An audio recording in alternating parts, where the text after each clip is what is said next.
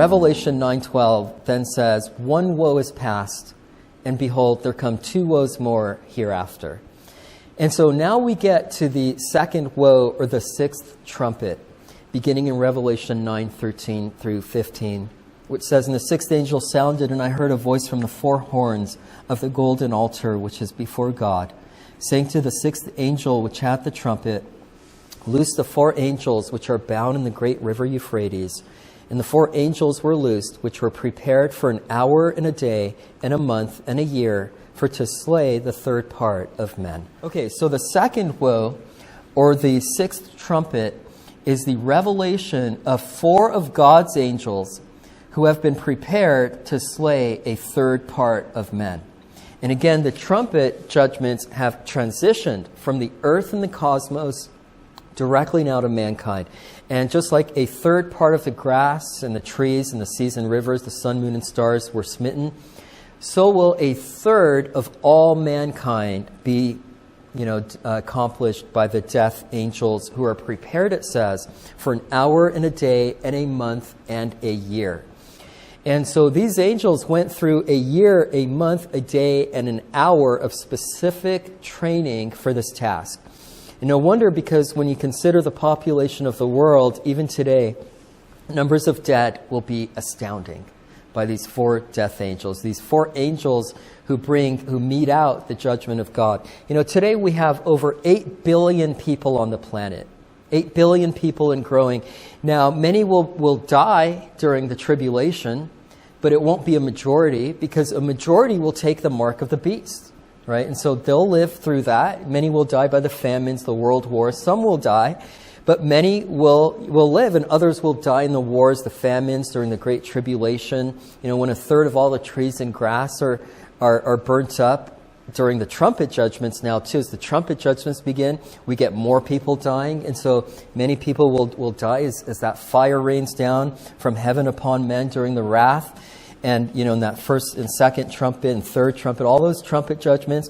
But assuming a world population of 8 billion, it could be much more when the end finally comes. Our population could have grown much more even by then.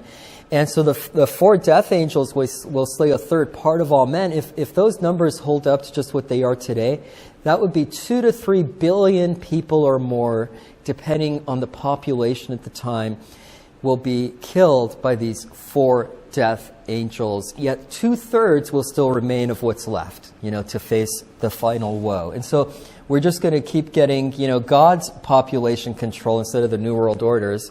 It's God's turn now to take, to judge.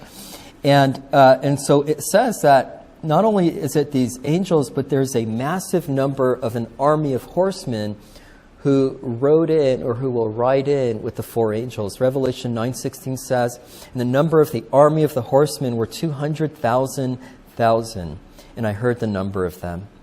And so the angels are leading the charge, these four angels, into battle to slay a third part of men with 200,000 horsemen and the supernatural, host of heaven that are coming as this great, apocalyptic army. And if you do the math, that's 200 million of the heavenly host. 200,000 times 1,000 is 200 million. And so it's a great army, because God is at war again with the unrepentant, the ungodly, and the wicked. In Revelation 9:17 says, and thus I saw the horses in the vision, and them that sat on them, having breastplates of fire and of jacinth and brimstone. And the heads of the horses were as the heads of lions, and out of their mouths issued fire and smoke and brimstone. And so these are fierce, apocalyptic horsemen that are riding. They're fire-breathing horses that they're riding. This is John's vision of the heavenly horsemen of the apocalypse, who have breastplates of fire and of jacinth and of brimstone. The heavenly horses and their riders are instruments of divine retribution. The elements of fire, jacinth, and brimstone emphasize the terror and destructiveness of the judgments to come. These elements represent the divine origin and irrevocable nature of God's wrath. Once it begins, it's not going to stop.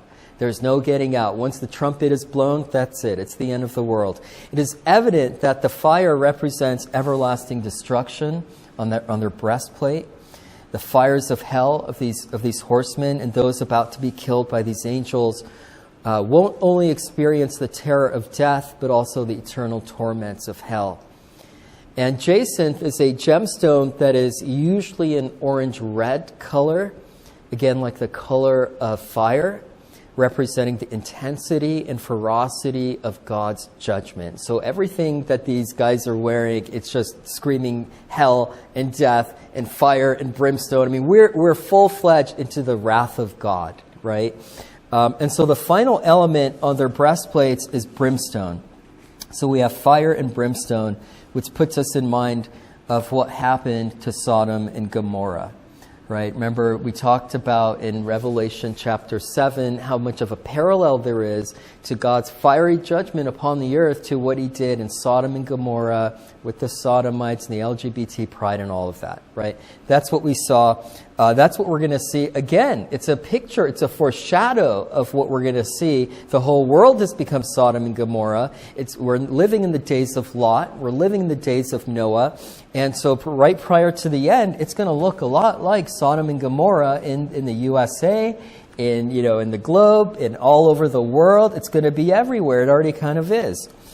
And so, it reminds us it's that fire and brimstone of judgment. And so the elements on the breastplate are a threefold judgment from the hand of God. Between that fire, brimstone, the jacinth, it's a threefold judgment from the hand of God. And the horses themselves have or will have the heads as the heads of lions. So they're horses, but with what appear to be lions' heads because of their intense ferocity and strength.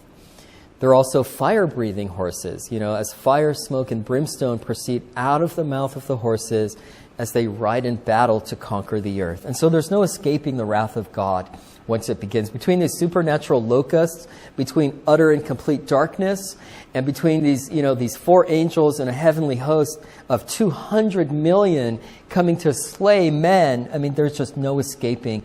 The world has seen nothing yet. And it'll make the tribulation look like nothing, compared to God's wrath. It'll be far worse. And so Revelation 9:18 through 19 says, "By these three was the third part of men killed, by the fire and by the smoke and by the brimstone, which issued out of their mouths. For their power is in their mouth and in their tails. For their tails were like unto serpents and had heads, and with them they do hurt." And so not only are these fire and brimstone breathing horses, but their tails also have heads. Their tails are animated, their tails like that of serpents. And they use their tails also to sting and to hurt and to strike men.